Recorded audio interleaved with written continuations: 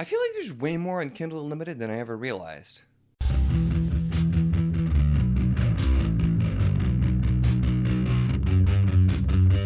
Hello and welcome to my channel. In this video, we are going to be talking about 15 great reads that you happen to be able to find on Kindle Unlimited. And I decided to do this because I don't actually pay for Kindle Unlimited, but my wife does. And so I will use an old tablet of hers sometimes if I want to read something on Kindle Unlimited.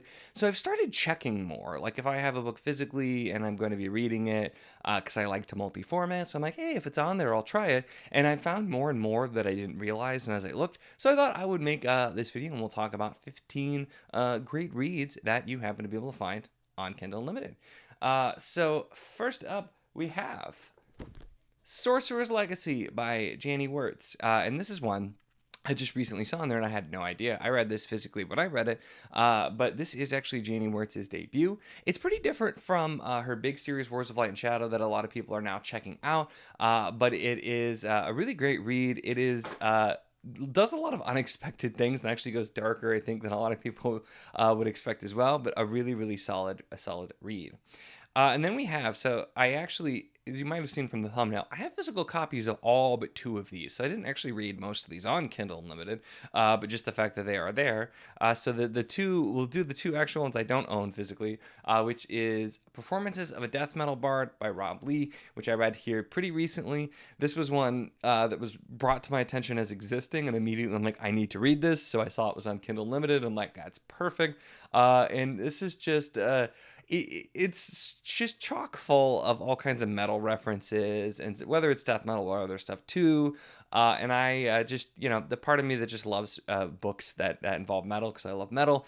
It was so much fun, and it was like it actually was a story that there was like a serious plot. There was heart to it. It wasn't just fun metal references, but at the same time there was so much of that, and so it was a really fun one as well. And then speaking of metal references, because the next one, that's why I did them together, applies too. Dark Bloom by Molly McCobb, which again, I just happened to see an interview of this author, and then I asked about the name, which is the same name as this song, and she tells me that there's all kinds of metalcore references and like band names kind of hidden throughout, and so this was a kind of different from what I normally read here as well. It's kind of zombie apocalypse. It's more specifically like on like the character / horror side, not really fantasy. But I had a good time with it. I enjoyed it, thought it was well written, and I had so much fun looking for the metal references. So it really just added a really fun experience to me with it as well. So that's another one that is on there that is worth checking out.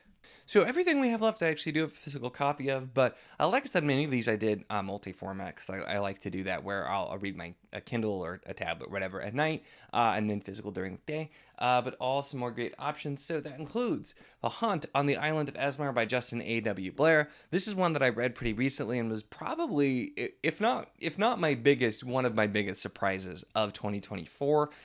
This kind of came out of nowhere. It was a review copy, and it sounded good. Obviously, that's why I agreed to the review copy, but it just blew me away. I loved it. There were so many things that I really enjoyed, and so that's a great way to check it out. And there's a fair amount, and there's a good chunk on here too that are indie books that are on there, and it's a great way just to try it out, see what you think, and then go from there. But yeah, that one it's kind of like very Black Company inspired, but with some bridge burners and some other elements in there, and I liked it so much more than the Black Company. It had some of that feel, but executed in a very different way than I feel like Cook was going for with Black Company, and so it kind of just mixed in, but so great. The kind of cosmic horror elements that are in there a little bit too were really well done. The characters, the plot, everything, just really enjoyable book.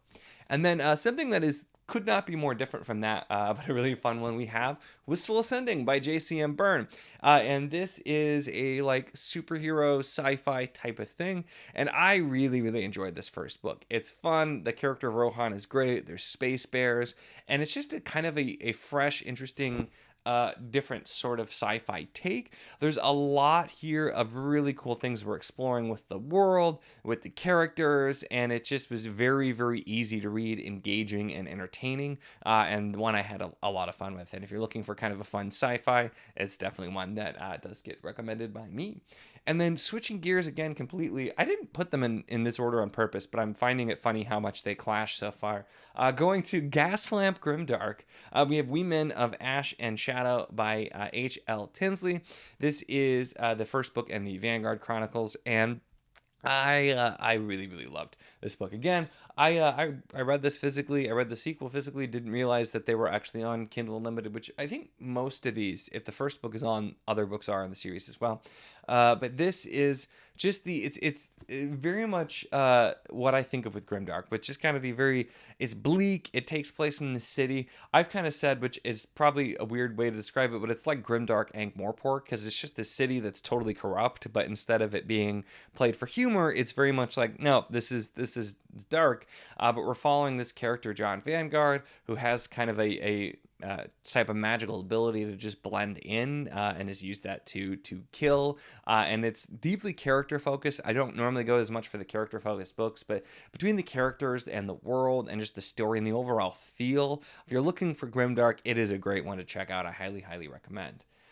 Switching up again a fair amount, maybe not as much, but we have Seasons of Albedown by Elon March and Christopher Warman. This one I did read on Kindle, but I think I actually owned a copy and didn't even do Kindle Unlimited either. But this is the first book in the 8th Chance series. This one was also kind of a surprise. It was just one that I'd had a copy of for a while on Kindle and wanted to give a shot. And this is like a kind of, it's a short, it's like a novella, but it's 4 shorts that are following different characters, kind of like fairy tale retelling, which is normally not my thing. But the stories they were all really well written. They all had so much heart, and a lot of them very heartbreaking. And I really enjoyed the way we got to see that. It was going around the different seasons as well. And the world building that was set up, as well as the characters, were really good. So I'm really curious. I know the second book is also different, a little bit different in style, in the same world, and different characters, I think, as well. But I'm really curious to see, because just this one was a really great way to get me engaged and pulled in. And it was such a quick read as well that it was very enjoyable for me.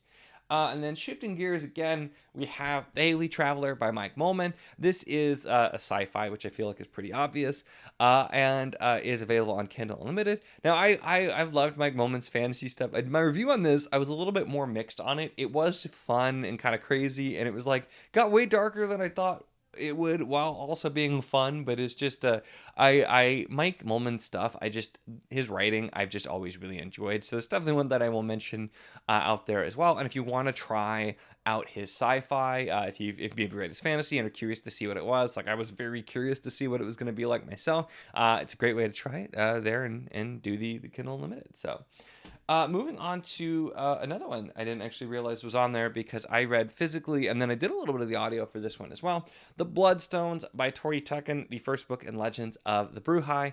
And this was just another really great book. I had wanted to read Tori's stuff for a while, but her other series was not really my thing. YA with like werewolves or something.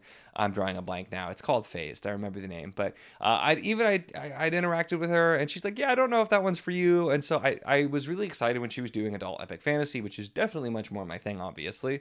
And so I was really excited to get to this. And man, the book is it is so, like, I enjoyed so many of the elements, but just the way that it's written, like, and formatted, I thought was just so good. It was so engaging. It does some things that are kind of hard to pull off, and it really pulled me in.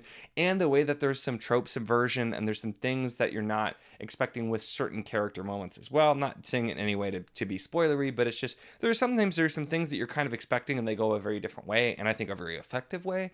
And so following these characters, what's being set up in the world, I'm really excited to continue on as another one that I just really enjoyed and had a really great time with. And then going here, one that's there's a few in here that aren't R&D, but Jade City, Fond du Lis. It looks like, I think actually the Greenbone saga is on Kindle Unlimited, and I did these all physically when I read them, actually from my library too, because I didn't have physical copies at the time.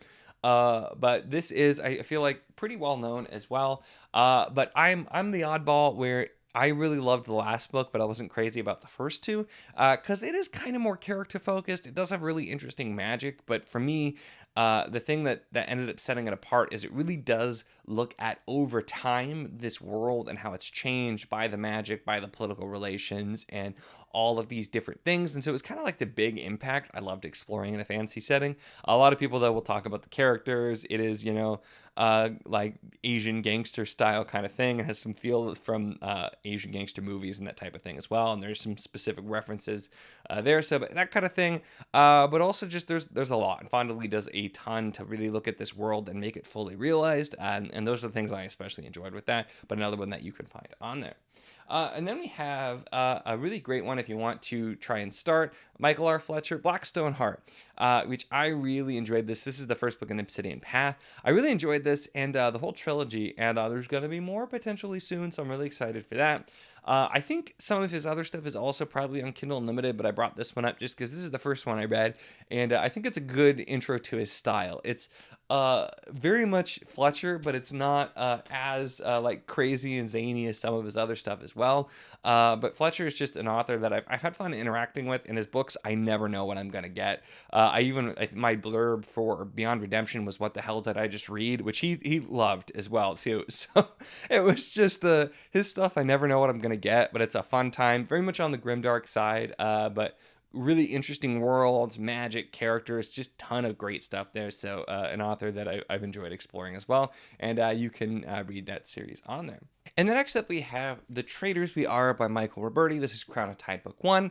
And this was a fun one. It has some interesting bits of the world building, but a lot of what we're following here is these characters who are part of a rebellion, but then very suddenly they have a peace treaty with the kingdom that they're rebelling against, and the characters are kind of trying to deal with that. There's a lot of politics, a lot of betrayals. You can tell from the title, the author calls it the Traitorverse. And so it's a lot of that kind of stuff, the schemes, the plots, the traitors, that type of thing. And it's a book that I enjoyed, but also it seems like with the world building, at least, there's like things that are just barely being set up and kind of teased that it's going to really open up. So I've been excited to get to book 2. I feel like part of it is without a physical book, I'm bad about remembering things that I have that I want to read on Kindle. So I'm going to read it.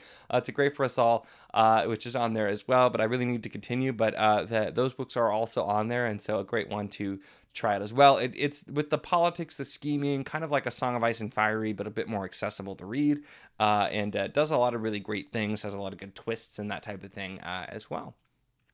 Then next up, we have the Voidwalker collection by Derek Bailey. And so this is a collection of 8 novellas in this one. You can actually get this version as well. So I think you can get them separately, I think on Kindle Unlimited as well. This one is another one it's very different in here. And I tried to include some diverse ones, but very different from my normal thing. It definitely has some fantasy elements, but the plot of this one is our main character wakes up and he's in this manor somehow, and there's all of these really unique and interesting characters there and different people, and he's kind of trying to figure out what's happening. And then every time he falls asleep, he ends up waking there, and there's this plot happening there as well as a plot happening at the same time in his real life, and then the way that they kind of mesh. This is one where it's very unique in the writing style. There's a lot of really cool exploration, and it's done in a way where you get to really explore this character, have a lot of introspection, and especially this is one of the earlier things I read that is very episodic, because it is the 8 novellas, so you can read them like episodes. And it's something that since then I've realized I really actually enjoy. I've read some other things that are done in an episodic fashion, like Hanuvar, for example, and I really actually like that, where you can just kind of read a chapter or read a part and then go to the next one, pick it up, and it just is really, really engaging. Not something I'm used to with a lot of my big epic fantasies, and so something I've enjoyed, but it's a unique one, and one that I enjoyed way more than I thought I was going to, because the premise didn't sound like it was going to be up my alley, but I just had a great lot of fun with it anyway. So that was another one I definitely wanted to include here. So the last 2 are books I actually have not read yet, but I've been very excited to get to. The first one being Riven Earth by Zamar Amr. This is the first book in the book of Astia. And this one has been, I wanted to read it just from this cover. I saw the cover online and immediately knowing nothing about the book, I added it immediately to my wish list. And I ended up getting this as a Christmas gift from a family member who bought it from my wish list because they thought it looked cool. Naturally, understandable. What's funny is I've actually ended up interacting with the author and getting to know him. And so he also sent me the audiobooks for this and the second book. And so that's perfect. And then I realized, actually, I'm like, oh, it's also on Kindle Unlimited. So I can actually triple format this when I get to it here, hopefully pretty soon, and do the multiple formats, which will be fun to do. And so I'm really excited to get to it. I don't really know anything about it either. I've actually tried to go in completely blind because I'm just excited to find out. So that's what I'm hoping to get to soon. And then another one that I'm really excited, I don't know if I'll get to quite as soon, but it's been one I've eagerly been interested in is Shadow and Claw, very specifically this version by Gene Wolfe, which is the first part of Book of the New Sun. I think it's books 1 and 2 of Book of the New Sun, but it doesn't look like the whole thing is, but this specific edition, like the Tor Essentials edition, is available on Kindle Unlimited. So for me, that just is a good way to see like, oh, if I want to multi-format this and do some ebook as well, because I like to. But another one that I just kind of randomly came across, had no idea it was on there. And so a good way if you've been meaning to also try some Gene Wolfe, I figured I'd mention that's an option there as well. Gene Wolfe is one of those authors I am so intrigued by, and I've not read any of his stuff. I might start with like The Wizard Knight. I have that as well. I think it's going to be a little bit easier than Book of the New Sun, but it's something I really do want to read, but I want to make sure that I'm really devoting the time to it because I know it's supposed to be really crazy and complex. So I'm really excited, but I've been kind of just waiting to find the right time to get to it. But there you go. That is number 15. So there are 15 great reads options if you have Kindle Unlimited to check out, or if you're like me and occasionally will do like the free trial, here's a bunch of stuff that you can load up on in the month or however many long you get if you want to make the free trial worth it. So a lot of great things to check out. Let me know if there's others. Like I said, I don't troll Kindle Unlimited a ton, so I'm sure there's a ton I don't know about that's on there as well. So let me know if you've got any great recommendations there, as well as your thoughts on any of these. That's it for this one, though, so make sure to give the video a like if you enjoyed it. Check the link in the description, as always, for the Patreon if you want to support what I do, as well as the Wizardly Enclave Discord if you want to chat books, whether any of these books, other books, really anything at all. It's a lot of fun, and we'd love to have you. And, of course, if you enjoy my content, make sure to subscribe.